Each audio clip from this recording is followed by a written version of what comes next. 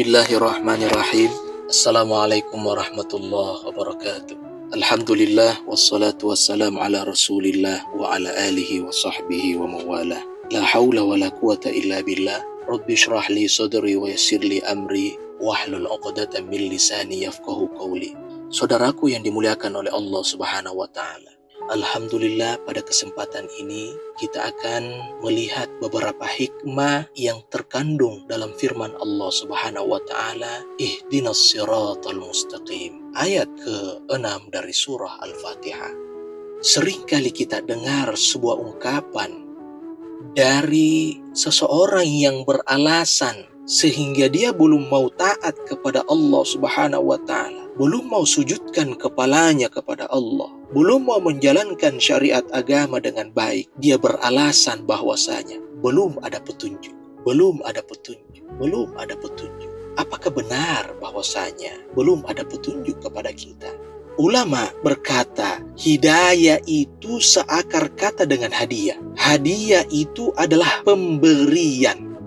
Pemberian barulah dia disebut sebagai pemberian ketika yang akan diberi secara rela, ridha, menerima apa yang akan diberi. Seseorang ingin memberi saya mobil, lantas saya menolak mobil itu, maka mobil itu belum disebut sebagai pemberian. Mengapa? Karena saya menolak. Sama halnya dengan hidayah. Selama ini bukan karena tidak adanya petunjuk kepada kita, tetapi sejauh ini kita selalu menolak. Bukankah ketika kita menyadari kesalahan yang kita lakukan itu adalah petunjuk untuk berubah?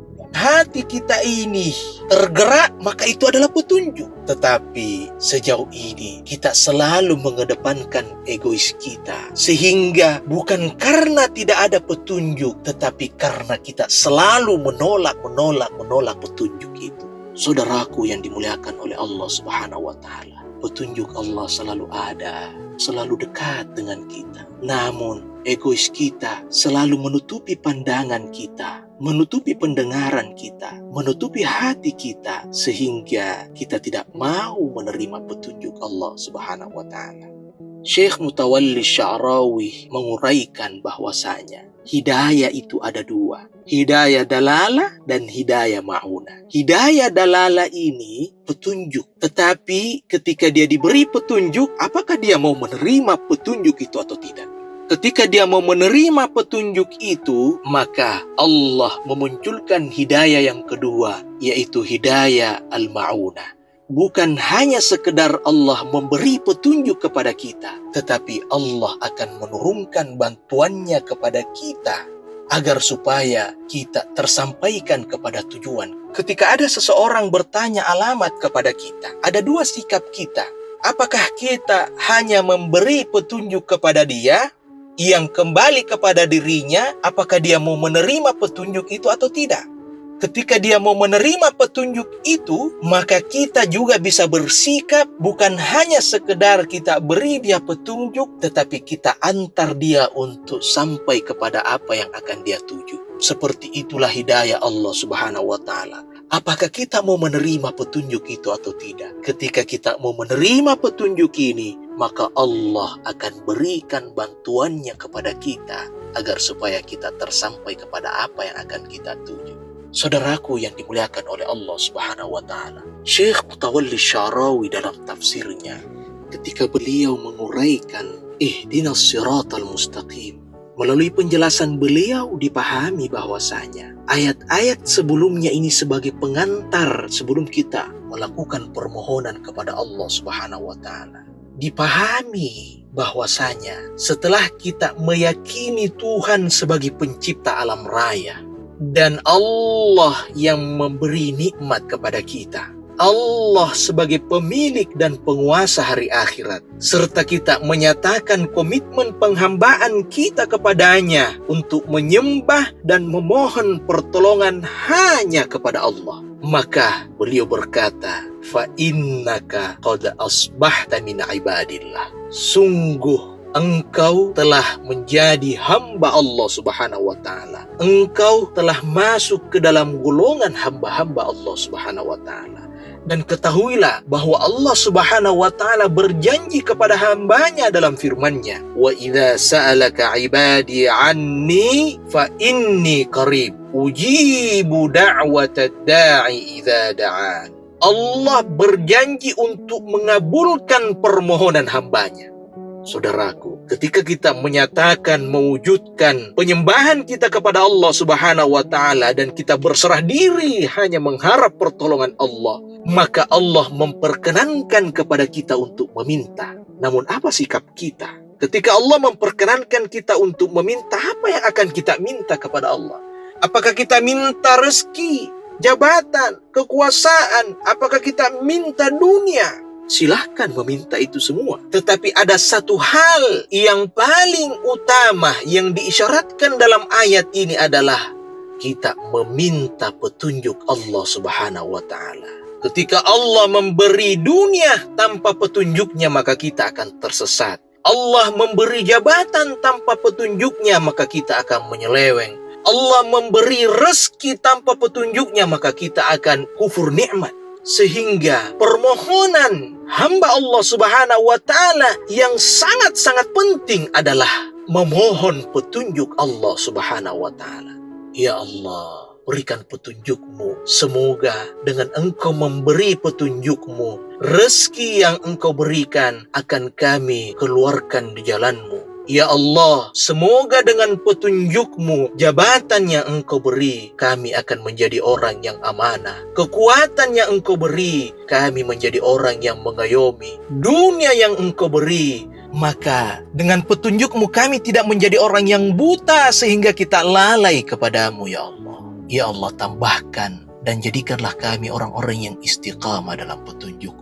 Ihdinas siratal mustaqim, tunjuki kami pada jalan yang lurus. Saudaraku yang dimuliakan oleh Allah Subhanahu wa Ta'ala, apa makna siratal mustaqim? Ada yang membaca sirat, ada yang membaca sirat. Sirat pada dasarnya berawal dari makna menelan, sehingga sirat ini diartikan sebagai jalan yang luas. Kita yang berada di jalan itu seperti tertelan dengan jalan itu. Diibaratkan seperti semut yang ada di tanah lapang yang sangat luas. Semut itu seakan tertelan dengan tanah lapang itu. Siratal mustaqim itu adalah jalan yang luas. Bukan hanya sekedar luas, tetapi dia mustaqim, lurus. Sehingga jalan yang luas dan lurus dimaksud dari siratal mustaqim ini, sebagaimana disebutkan dalam tafsir Tahrir wa Tanwir, al-muradu minha talabul husul bil mazid ma'a talabid dawam.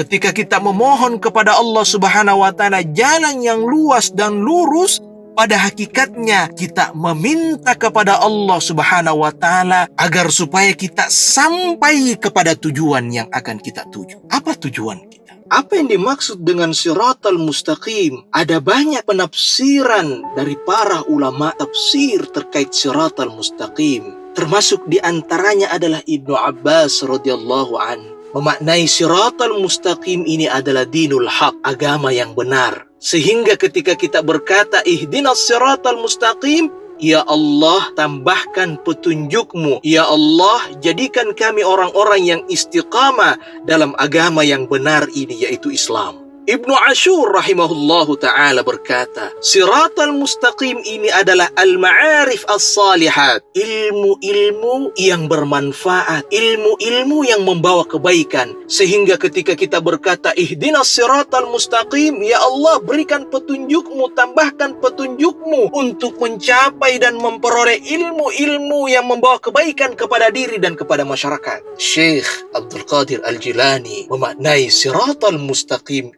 ini adalah alladhi yuwassiluna ila dzurwa tauhidik, yaitu jalan yang mengantar kita kepada puncak ketauhidan, berjumpa dengan Allah Subhanahu wa Ta'ala. Ketika kita mampu menghilangkan segala kepentingan yang bersifat duniawi, sehingga tidak ada lagi di hati kita kecuali Allah, itulah alladzi yuwassiluna ila dzurwati tauhidik. Hati kita ini dipenuhi dengan mengharap ridha Allah Subhanahu wa Ta'ala.